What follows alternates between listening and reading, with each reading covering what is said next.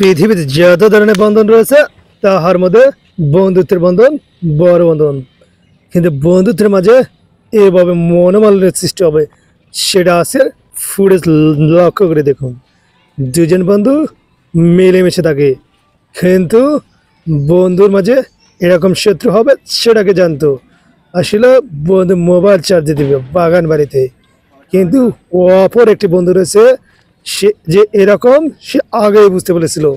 এর জন্য মূলত তাকে নজর করার জন্য পাশে আর এক বন্ধুকে ভিডিও ফুটেজ করেছিল গোপন ক্যামেরার মাধ্যমে, কিন্তু দুষ্ট বন্ধুটা সেটা বুঝতে পারেনি। আসলে দেখুন কি হতে চলেছে। আসলে শখের বয়সে সকলের শখ পূরণ করতে পারবে না, এটাই স্বাভাবিক, কিন্তু নিজের শখটা পূরণ করার জন্য বন্ধুর জিনিস এভাবে চুরি কিনে নেবে সেটা কি কখনো ভাবতে পেরেছে? আসলে ভাবতেই পারবে কেমনে? নিজের বন্ধু বলে কথা, বন্ধুকে দেখিয়ে চার্জটি দিয়ে নিল। আসলে দেখুন বারংবার কিন্তু মোবাইলটির দিকে সে ফলো করছিল। তো মোবাইলটাও জুম আউট করে দেখানো যাক। আসলে এখানে মোবাইলটা রেখে গিয়েছে বাগান বাড়ি বলে কথা।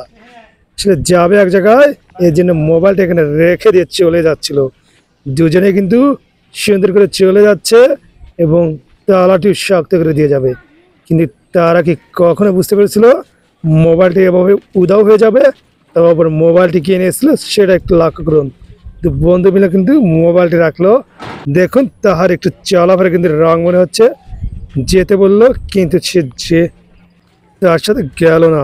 দেখুন দুজন দুদিক চলে যাচ্ছে, তাহার বাসার দিক সে চলে যাচ্ছে, কিন্তু অপর পাশে এই ব্যক্তি কিন্তু এই বাসার দিক ফলো করেছে। আসলে কীভাবে মোবাইলটা ওখান দিয়ে হাতিয়ে নেওয়া যায়? আসলে এভাবে কিন্তু সচরাচর চুরি হয়ে যাচ্ছে আমাদের আশেপাশে অনেকজনের মোবাইল ফোন।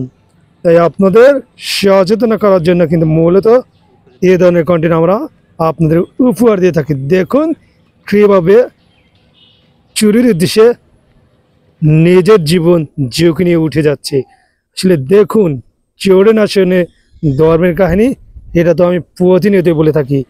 নিজের কি হবে সেটা কিন্তু একবারও ভাবার চেষ্টা করেনি, হুবাহুব উঠে গেছে, কিন্তু বুঝতে পারেনি গোপন ক্যামেরার সাহায্যে তাহাকে এভাবে নজরবন্দি করা হচ্ছে, আই মিন তাকে ফুটেজ করা হচ্ছে। দেখুন সে কিন্তু বারংবার টাকা দেখি করছে আসলে কেউ আছে কিনা।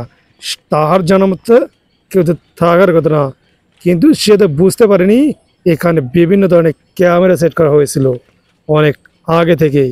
আসলে এই বাসাটায় কেউ থাকে না, জাস্ট মানুষকে ধরার জন্য এই ফাঁদটা ব্যবহার করা হয়েছিল গোপন ক্যামেরার সাহায্যে। দেখুন যেখানে মোবাইলটা রাখা হয়েছিল তাহার সামনে সেই কিন্তু মোবাইলটা এখানে থেকে নিয়ে চলে যাওয়ার ধান্দা করেছে, কিন্তু দেখুন কীরকম একটা গণপিটুনি খেয়ে ওঠে। আসলে দেখুন এভাবেই কিন্তু আমাদের মোবাইলটা খুব তাড়াতাড়ি ফেঁসিয়ে নিয়ে যেতে পারে। আচ্ছা আরেকটু লক্ষ্য করুন মোবাইলটি আসলে হাতে নিয়ে যেতে পারবে কিনা। তাহার কথা দেখে না যাচ্ছে সে কিন্তু প্রায় পালিয়ে যাওয়ার চেষ্টা করেছে, কিন্তু পাশে তার বন্ধু কিন্তু ঠিকই চলে এসেছে। দেখুন কীরকম এবার গণপিটুনি খেয়ে যেতে পারে।